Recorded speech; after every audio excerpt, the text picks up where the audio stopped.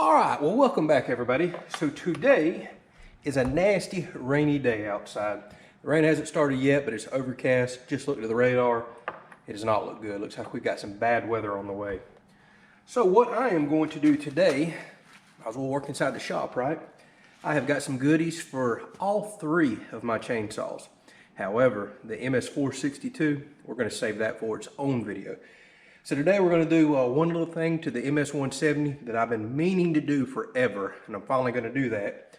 And then the 260 Pro, I get asked about that saw all the time. I swapped the carburetor out a while back because my fat run, which is 15 or 17 years old, finally deteriorated, and went over to basically a China carb that I found online. And I'm finding that carb loses adjustment quite often, especially on the idle for some reason. So we're going to rebuild that 260 Pro original factory carb today. Like I said, do a little bit of goodies to the 170, and we're going to clean saws up. What better thing to do when you're trapped inside the shop?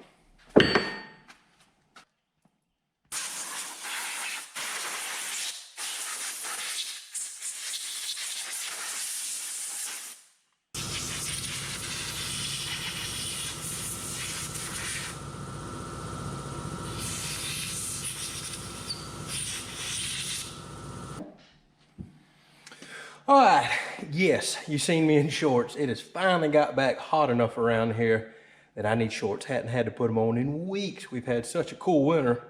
I'm actually not liking the heat now. So no high fashion around here. Leave me alone.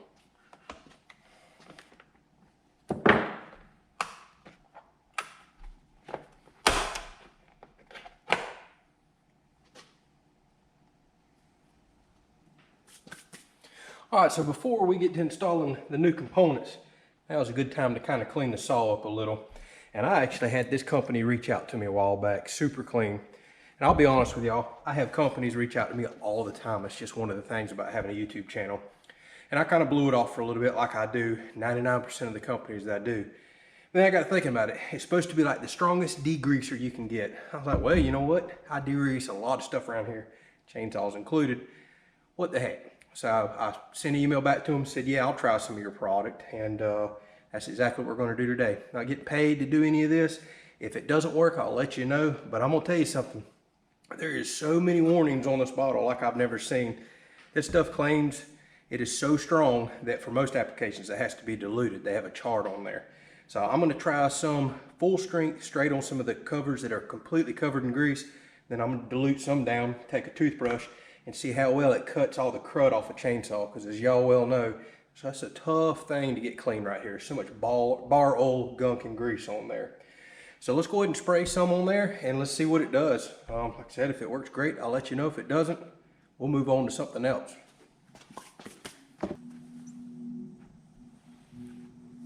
All right, just to give you all an idea what we're working with, here is my cover that is just completely caked with bar oil in there.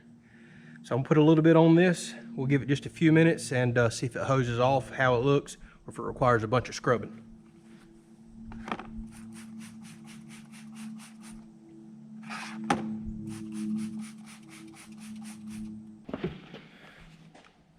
All right, now I'm gonna take some of this and dilute it about 50-50 with water.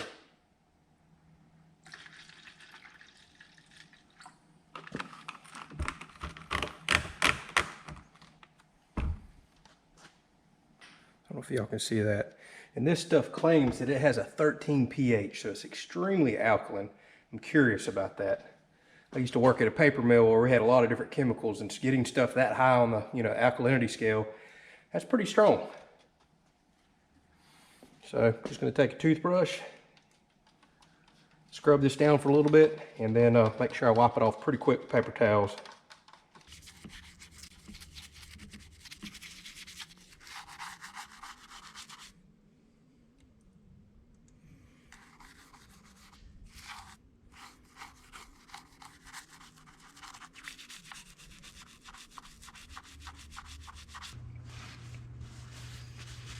All right, this stuff's kind of bubbling up, and looks like it's working already. It's only been on there just a few seconds. I don't know how long I really do want to leave it on there for, but I've got it worked in most areas pretty good.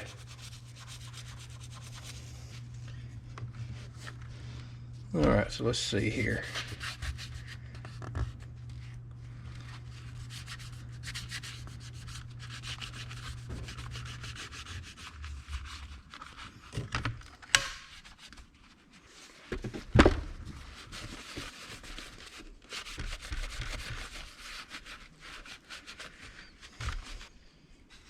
Well, the junk is coming off pretty easy.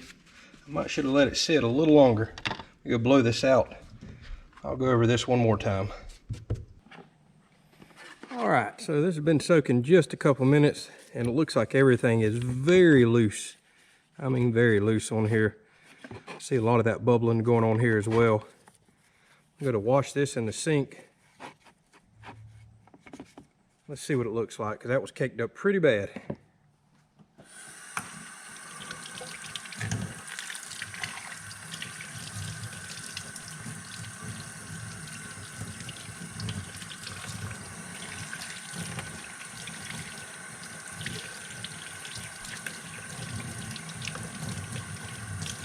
All right, full strength. This stuff ain't no joke. I mean, all that bar oil and gunk wiped right out, and it actually feels squeaky clean. I mean, it got the oil right off. We'll take a brush and touch up a couple of these spots that's hard to get. But dang, I mean, that stuff fell off. We'll wipe this down with a damp rag too, just to make sure I don't have any more that stuff actively working away at any of my metal components. So overall, not bad. I mean, this thing is squeaky clean. No more bar oil on there. As far as the permanent stains in there, I mean, I've had this saw long enough now. I don't think you can ever lift that color out of the plastic. Front is squeaky clean. I may try it on the muffler a little bit later. I'm kind of cautious about putting some of that on metal. I need to read the manufacturer's recommendations a little more before I really get it on much more metal than what I already have. All right, now to the real reason why we're fooling around with this saw. The factory dogs, these tiny little plastic things, are absolutely pitiful. Now, I don't do a whole lot of big wood cutting with the 170, but there's times that I do, and these are just absolutely pitiful. So I broke down and finally bought me a dual metal set right here. So we're gonna see how easy these go on today. All right, so it looks like they just go right in here, stick out a little further than factory. Again, you don't need real big dogs on a 170, probably not cutting big bark tree, but I would like to protect the front of this saw a little better.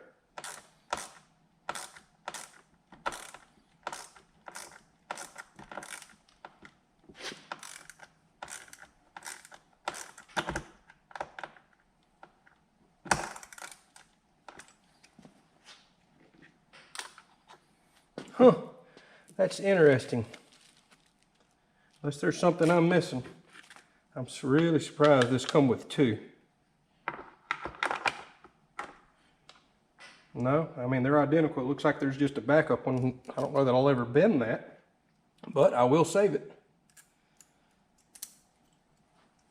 I did carry my bar out there and blew junk all out of it. And actually, my little roller on the end was somewhat froze up. I've got it freed up. I had some junk in it. I'll go ahead and flip my bar this time too. I hadn't flipped it in a while.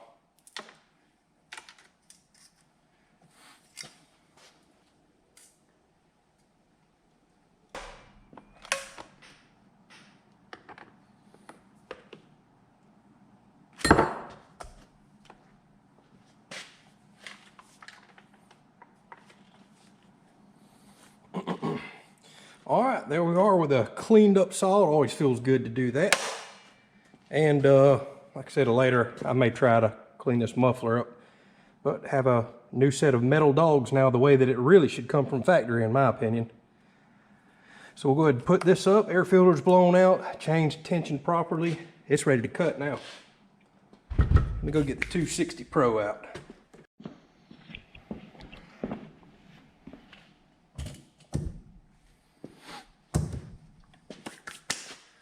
All right, might as well clean this one up while we're at it, and we'll jump right into the carburetor.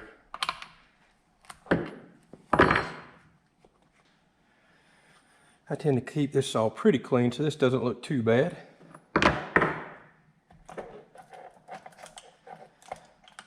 We'll blow that bar out too.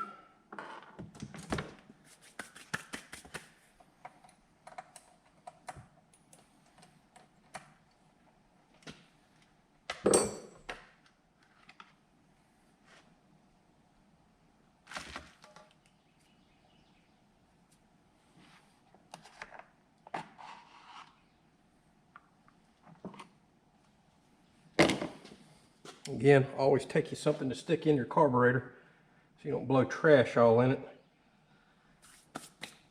Even though I'm about to take this one out and rebuild the other one, I always want to keep this for a backup. I still don't want junk all in it. Let's go blow all these pieces out.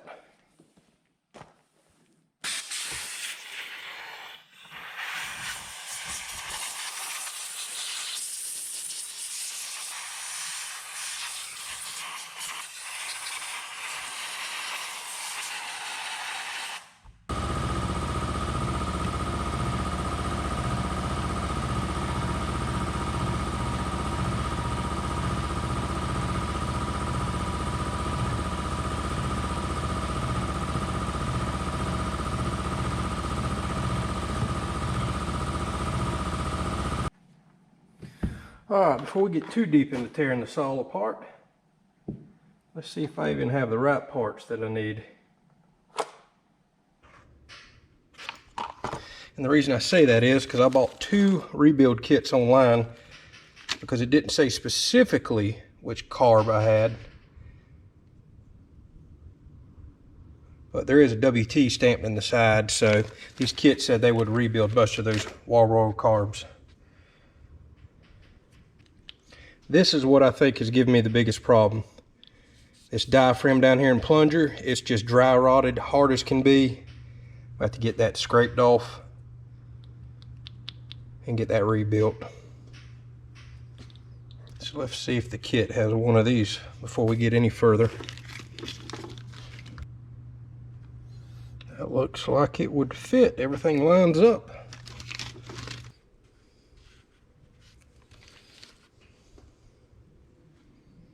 Alright, thus far, looks like this part number right here, that WK10 WAT, seems to be matching up. We'll continue to check that out. Alright, I'm seeing the right components. Alright, I got a little better light here so I can see and you can see. Go ahead and scrape off all that old gasket, because of course it never comes off nice and clean.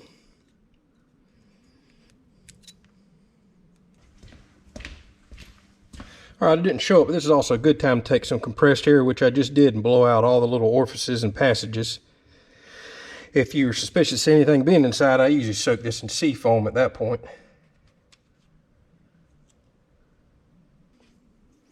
I am not suspicious of any problems with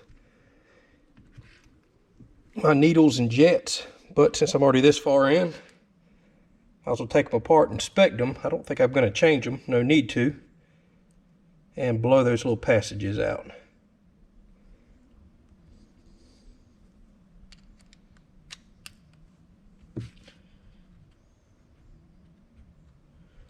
I can already tell they look very clear.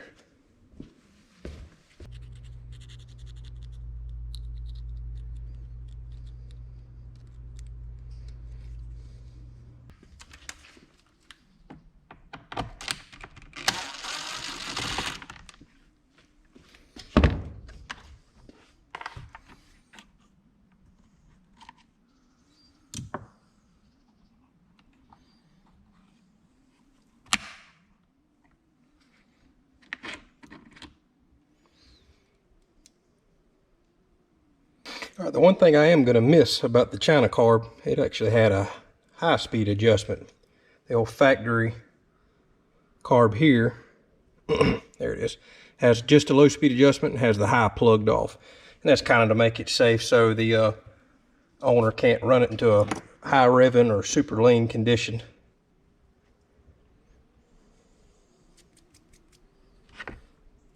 Now I had to take this piece off of the factory Stihl carburetor whenever I got this China carb, and that's because the China carb did not come with the top piece here. This is actually what goes into your air filter. Now, I had a viewer reach out to me. He said if you're going to do like a muffler mod or anything, any kind of modifications to the saw, which I don't plan on doing, he said you probably actually would want to stick with this aftermarket carb so you could adjust the high end. Being that I just got that MS462, I got all the power I need in that saw. So there's no point in modding up this old 15-plus-year-old saw anyways. It'll make it reliable, last a long time. So now what I'll do is take this new diaphragm that goes on the bottom. It's got a little plunger that goes down. This is the piece I was quite certain was worn out. It's spring loaded now. The factory one was not.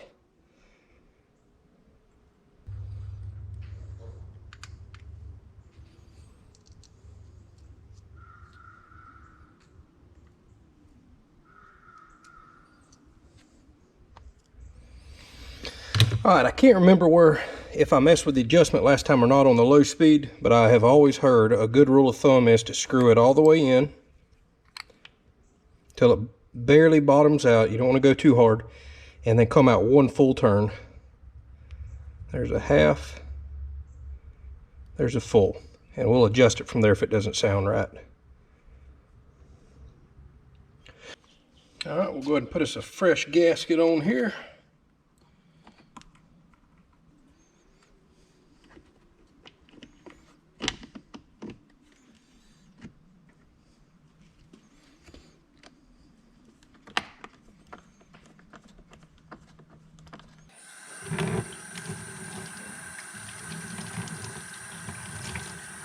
I mean, it's just washing right off.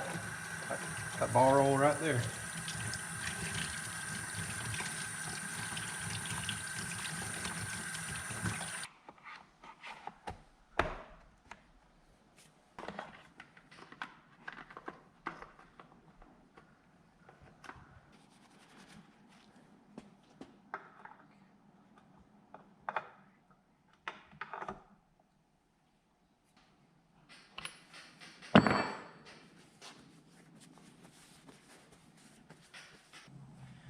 All right, well, here it is. It's been a very common question on the channel. When am I going to rebuild the carburetor on this? Although that was not a full rebuild, I felt very confident I knew what the problem was. When I took this old carburetor off, I couldn't even get the engine to start, period. Couldn't get it to sputter, nothing. And it was dumping tremendous amount of fuel into the air filter. And I believe it was because that bottom plunger was stuck, holding it open, wide open, and just pouring the fuel straight in there. So if my theory is correct, I'll replace those components today, plus a few more. Blew out every orifice. I think it should be good to go. I dumped all the gas out of this plus out of the line, so I don't expect it to start up real easy because it's been completely purged of fuel. But let's see. If it'll at least start up and run, it's great. And probably in an upcoming video, we'll go out and run this saw some, really get it heat soaked, and really dial in the carburetor then. Wish me luck.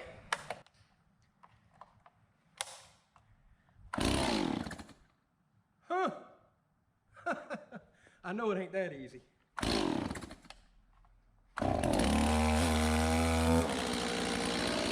Holy moly!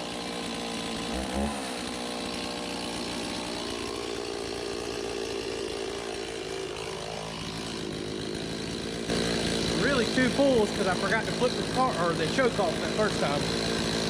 That's crazy. I ain't never had one start that easy.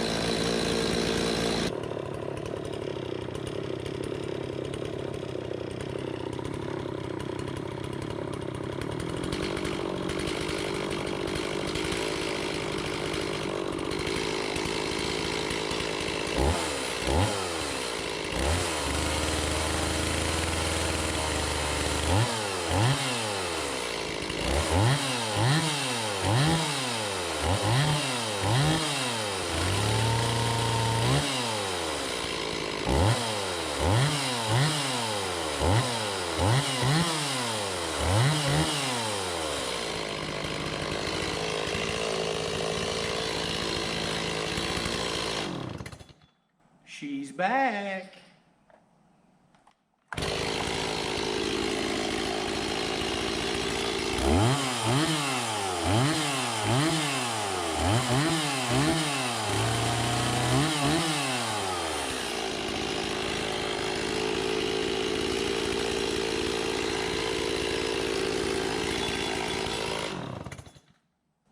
Ha-ha!